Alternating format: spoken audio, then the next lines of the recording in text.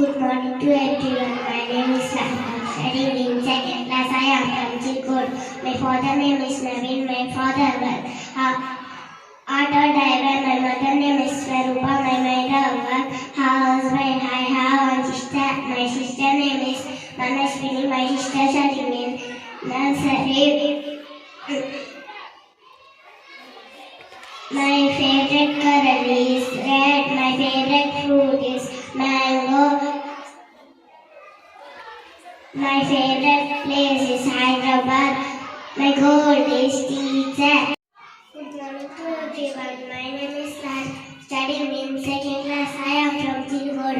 Today I tell about Batkama speech. Batkama festival is a flowers festival. It is celebrated in Telangana and parts of Andhra Pradesh. It is celebrated in the month of September to October.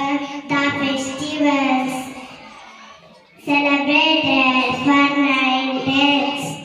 Different flowers are used in Batkama. Festival is a symbol of Telangana